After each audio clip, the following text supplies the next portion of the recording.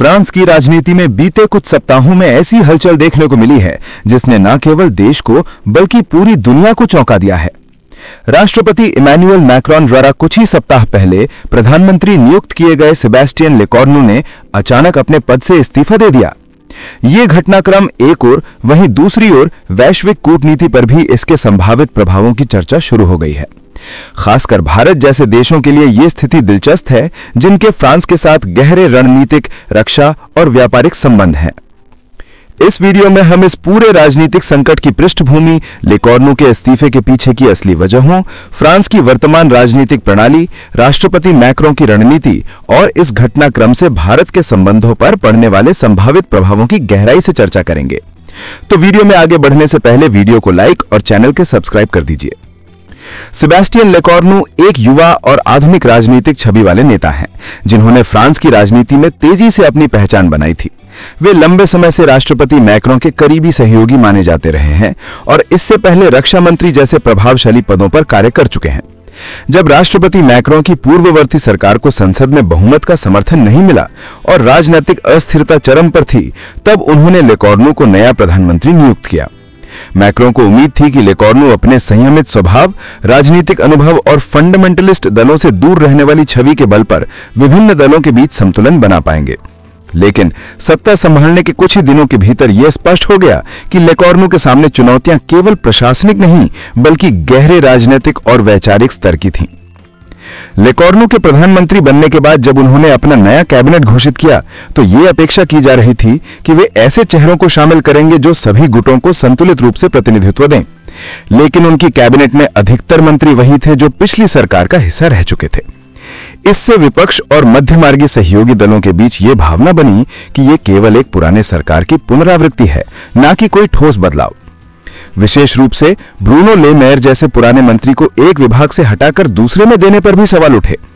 यह प्रतीत होने लगा कि नई सरकार में ना तो नीतिगत बदलाव का मादा है और ना ही ट्रांसपेरेंसी या राजनीतिक नवाचार का कोई संकेत। इस परिस्थिति ने लेकॉर्नु की स्थिति और भी जटिल बना दी। फ्रांस की राजनीतिक प्रणाली, जिसे फिफ्थ रिपब्लिक के रूप में जाना जाता है, राष्ट्रपति और प्रधानमंत्री के बीच शक्तियों का संतुलन रखती है। लेकिन बीते चुनाव में ना तो मैक्रों की पार्टी को संसद में स्पष्ट बहुमत मिला और ना ही विपक्ष किसी एक मत पर था। इसका परिणाम यह हुआ कि संसद में कोई भी दल निर्णायक स्थिति में नहीं था और सरकार को हर एक नीति पारित करने के लिए अलग अलग दलों का समर्थन जुटाना पड़ता था। लेकॉर्नु जब प्रधानमंत्री बने तब उन्हें सबसे पहले 2026 के बजट प्रस्ताव को संसद में पेश करना था, लेकिन यह बजट अत्यंत संवेदनशील था। इसमें सोशल एक्सपेंडिचर में कटौती, कुछ कर सुधार और रक्षा खर्च में रीस्ट्रक्चरिंग जैसे मुद्दे शामिल थे। ये सभी निर्णय विपक्ष के लिए अस्वीकार्य थे। परिणाम स्वरूप लेकॉर्नु को यह आभास होने लगा कि उनके प्रस्ताव संसद में पारित नहीं हो पाएंगे और सरकार को अविश्वास प्रस्ताव का सामना करना पड़ेगा।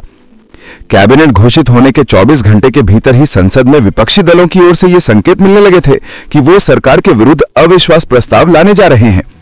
लेकॉर्नु के सामने दो विकल्प थे, या तो वे संसद में प्रस्ताव पास कराएं और जोखिम उठाएं, या समय रहते इस्तीफा देकर राष्ट्रपति को अगला रास्ता तय करने का मौका दें। उन्होंने दूसरा विकल्प चुना। उनका यह निर्णय भले ही अस्थायी रूप से राजनीतिक दबाव से बचने का तरीका लगा हो, लेकिन इसके दूरगामी नतीजे हुए। राष्ट्रपति मैक्रों ने सार्वजनिक रूप से ना तो उन्हें दोषी ठहराया और ना ही तत्काल कोई नया प्रधानमंत्री नियुक्त किया। इसके बजाय उन्होंने लेकॉर्नु को 48 घंटे का समय दिया ताकि वे अन्य राजनीतिक दलों से संवाद कर कोई नया रास्ता निकाल सकें।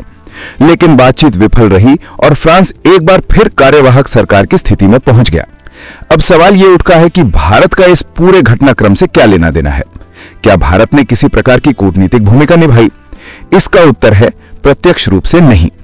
लेकॉर्नु के इस्तीफे में भारत की कोई सीधी भूमिका नहीं रही और यह पूरी तरह से फ्रांस की आंतरिक राजनीति और सांसदीय गणित का परिणाम था।